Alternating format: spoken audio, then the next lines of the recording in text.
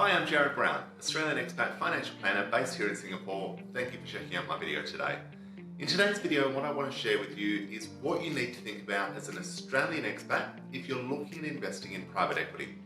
Now, we're not going to go through how to assess private equity opportunities or what makes a good one, what makes a bad one, what to watch out for, but we're more going to look at some of the ownership structures you should think about as a non-resident of Australia for tax purposes.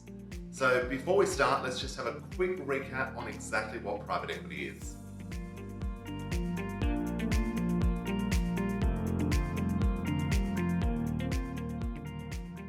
So first things first, private equity, what does this mean? These are private investments that are not listed on a stock exchange. We're not talking about managed funds or hedge funds or collective investment schemes, unit trusts, etc.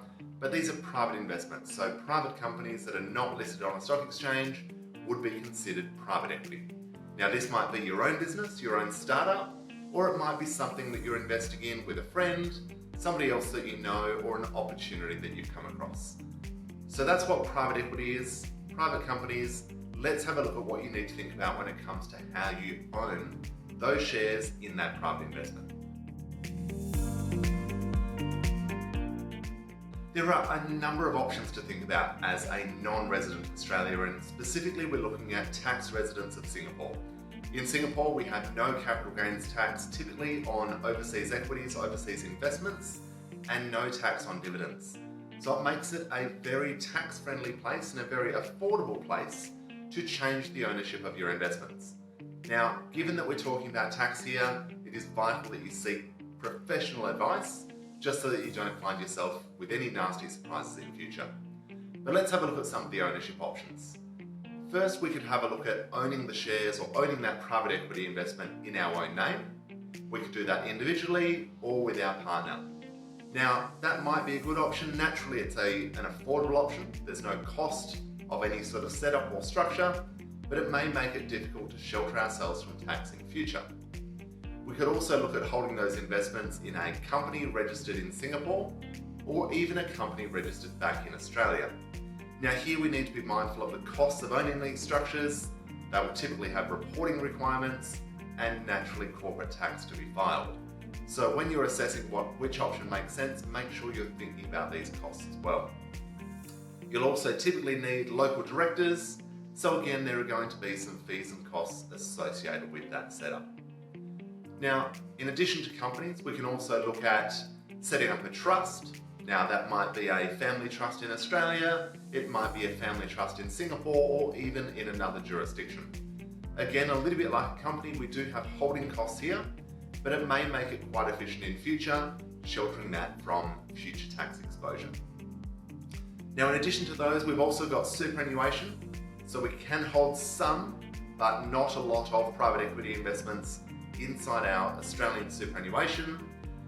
Likewise with CPF, CPF is largely going to be off limits given the investment restrictions. And finally, we've also got insurance-linked policies or insurance bonds as they're commonly known. Now again, there are costs associated with running an insurance bond. To wrap private equity investments inside an insurance bond also requires some additional steps and setups, and there are costs involved there as well. Now they do vary a little bit, so we're not going to go into exactly what the numbers look like in this video, other than to say, make sure you're doing your homework here, make sure that the numbers make sense, because obviously private equity entails high risk and potentially high returns. So just make sure you're thinking about these things. Now, the other very important point to keep in mind when it comes to private equity is typically private equity is something that might be a long-term investment, might be 5, 7 or 10 years, and naturally makes it quite difficult to ascertain exactly when those returns are going to be realised. So you want to do a little bit of planning ahead in terms of when you're expecting that return to be realised, what you're hoping that return might be, and also the form of return that you're going to generate. Is it interest on a convertible note? Is it dividends paid via your equity holding via the shares? Is it an IPO? Is it some sort of private equity takeover? What does that scenario potentially look like? Now, obviously, we're not looking to be able to guarantee these things, but if we have an idea of exactly how it might play out, then we can determine what structures are going to be the most sensible. So if you are looking at private equity, and it's not for everyone, it is far more volatile typically than a lot of listed investments or blue chip shares, for example. So make sure you're doing your homework, seek professional advice, and explore all of your options before you actually go down the path of making your investment. If you have any questions about private equity around the different ownership structures, please do feel free to reach out.